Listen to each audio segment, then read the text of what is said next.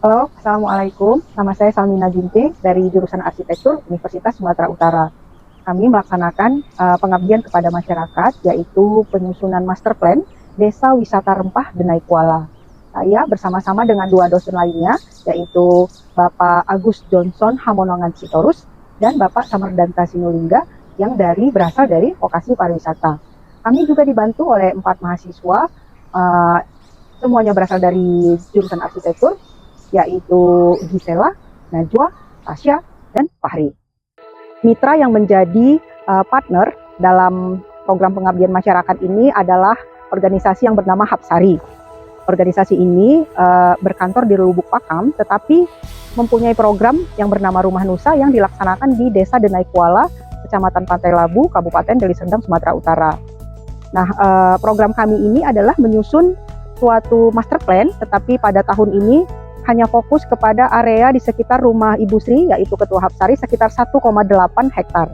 Area ini akan menjadi ruang komunal atau ruang bersama, di mana masyarakat dapat berkumpul, bersosialisasi, juga berjualan, dan tentunya saling mengedukasi.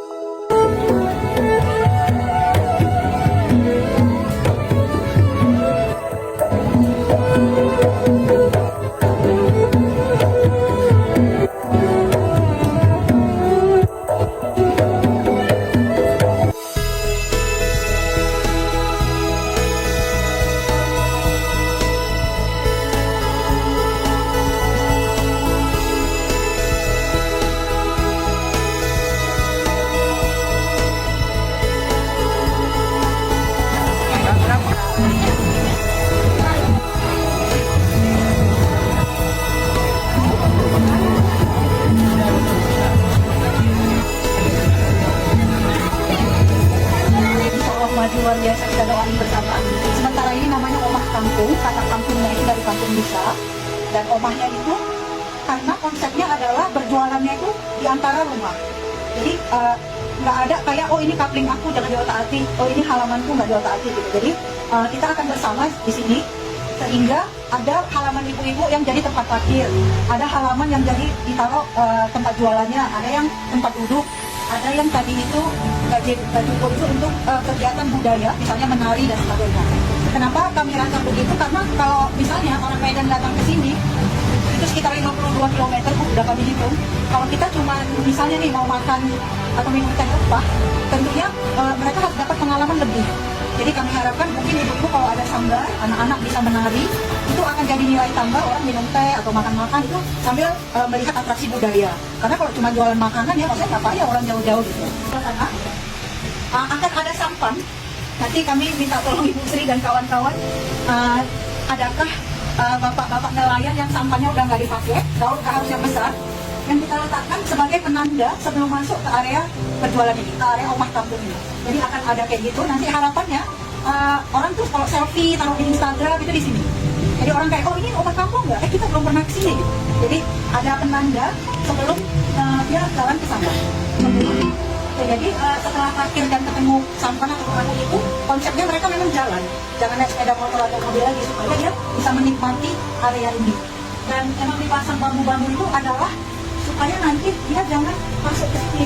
Dia jalan dulu ke pintu masuk utama ke rumah kampung ini, pusat kuliner ini. Dia jalan dulu. Ya, ini Bu. Jadi harapannya yang mereka ini nanti begitu kita ya, nanti begitu kita, tapi dia supaya nggak tersebar. Sebaiknya dia masuk dari sini memang. Ya. Jadi nanti ini sekali lagi masih terbuka Bu desainnya. Apakah musola pakai gong-gong kayak ini kami nggak Jawa kali misalnya ya, atau pakai ini aja lah atau apalah itu masih silakan, kami menunggu diskusi dari itu. Kemudian mengenai gerobaknya, jadi pada awalnya itu kami ngerancangnya gerobak ya, jadi gerobak yang beli udah jadi itu kayak tukang bakso yang keliling. Kemudian diskusi awal dengan Bu Sri, sebaiknya nggak usah gerobak, sebaiknya seperti ini aja, karena lebih akrab ya, lebih akrab dan konsepnya itu udah kayak rumah. Nanti kita taruh makanannya di sini. Ada beberapa gerobak atau apa ini namanya? Ada beberapa stand yang menghadap ke jalan, di jalan dekat, tapi ada juga yang di halaman belakangnya rumah Bu Sri. Jadi kalau yang depan-depan ini memang begitu. Kalau yang tadi dia masuknya dari pintu masuknya utama. Jadi ini kayak biar saya aja. Tapi nanti dia tetap berpusat ke sana. Kenapa kita berpusat? Kalau di sini dia bisa beli, kita ke belakang lagi. Di belakang kan ada tadi pendopo untuk anak-anak nari. Latihan nari pun bukan nari yang beneran pakai baju lengkap pun akan sangat menarik bagi orang untuk menonton itu. Karena itu termasuk yang benar. Susah kita nari banyak. Gimana menonton orang latihan menari Jawa misalnya nari lain dan sebagainya. Nah ini pintu masuknya itu berarti yang ini halaman Bu Sri yang ini. Karena ini rumah Bu Sri, pintu masuknya tetap di sebelah ini. Ini sekali lagi ini rancangannya ya Bu Sri, seperti itu. Kemudian ada beberapa gerobak atau apa ya namanya?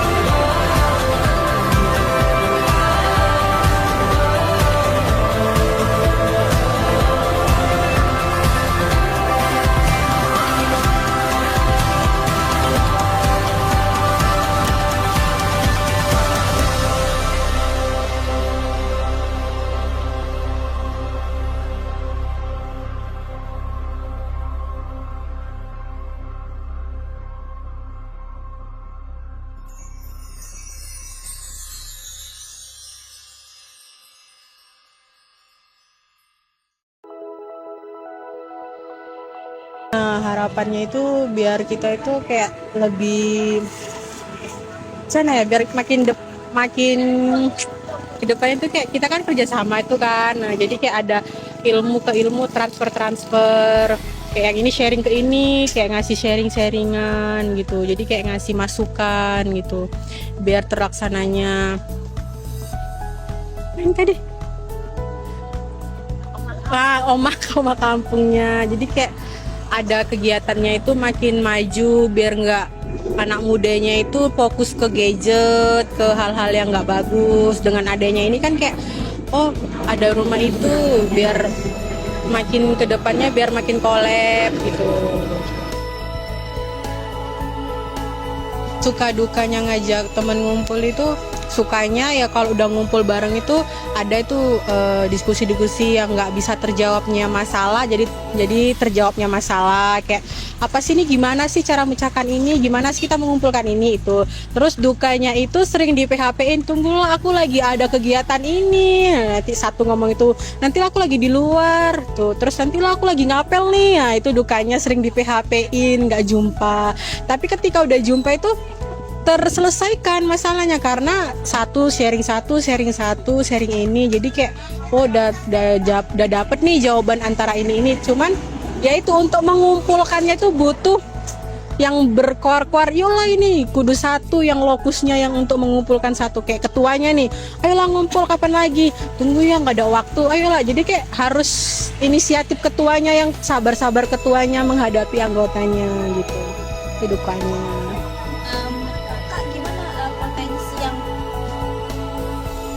Menjualnya itu ya itu tadi dengan adanya sosial media itu, nah itu kita butuh juga potensi itu. Terus lebih banyaknya lihat-lihat brand-brand, terus lihat-lihat belajar pengetahuan satu sama lain gitu. Potensi kok yang udah dimiliki di desa ini sebenarnya bisa dikembangkan. Potensi kebakaran tari Gimana? Iya sih, kalau cerita anak mudanya potensi yang dikembangkan itu ya itu tadi ke game. Nah, jadi mereka mengajak ke game itu kayak lebih ciri khasnya hobi mereka, jadi lebih meningkatkan mereka karena mereka kan tertarik nih, oh iya nih kembangkan lah gitu. Main game menari, untuk perempuannya menari, lebih antusias ke menarinya. Dengan adanya menari, latihan-latihan kembangkan. Lebih kalau mau ke memamerkannya itu kami lebih ke promosikannya ke pesta-pesta gitu, lebih orang pesta kami nari di situ gitu. Kami nggak memikirkan untuk berapa sih bayarannya, enggak, yang penting kami tuh lebih dipandang oh berarti ada nih sanggar tarinya gitu. Dalam mengorganisir masyarakat apa ibu-ibu untuk bisa melakukan program membangun rumah nusa ini, memang awalnya itu kami mendapatkan tantangan gitu. Kami mengajak ibu-ibu itu door to door gitu ke rumah, terus kayak kumpul-kumpul di warung-warung, kami menyampaikan program ini gitu kan. Awalnya kami memberikan subsidi bibit benih, nah ternyata benih itu tidak ditanam sama orang ini, melainkan kayak jahe lah kami kasih gitu. Ternyata jahe ini nggak ditanam sama ibu-ibu ini, malah dibuat langsung untuk bandre atau nyayur gitu kan. Nah kami berproses lagi, makanya tumbuhlah kami sekarang ada namanya pondok bibit gitu. Kami bibit dulu. Kalau benih ini kan belum tumbuh gitu. Kalau bibit itu kan dia udah tumbuh. Kami subsidi lagi bibit kepada masyarakat. Nah ternyata ini sangat efektif untuk ibu-ibu. Setelah kami kasih bibit, ternyata ibu-ibu relatif ditanam. Jadi itulah awal mula kami punya pondok bibit gitu. Dan sampai sekarang pondok bibit menjadi tempat untuk masyarakat khususnya Desa Denai-Kuala kalau ingin menanam langsung bisa ke pondok bibit gitu.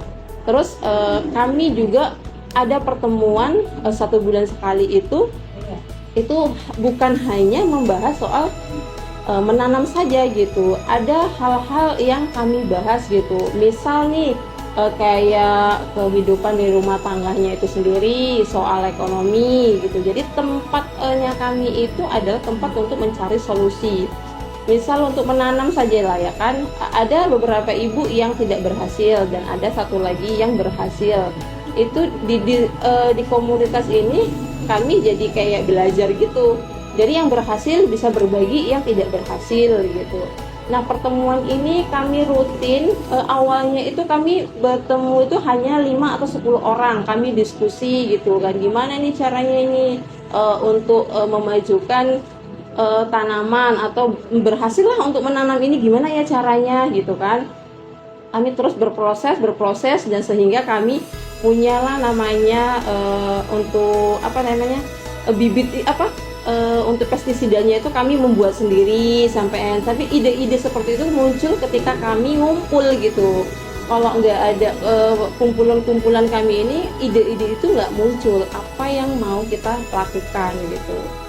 Sehingga sampai sekarang jadi bertambah satu dusun itu ada 35 orang.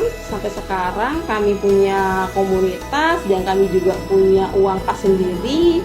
Terus kami juga menyediakan bibit sampai saat ini. Mungkin itu aja.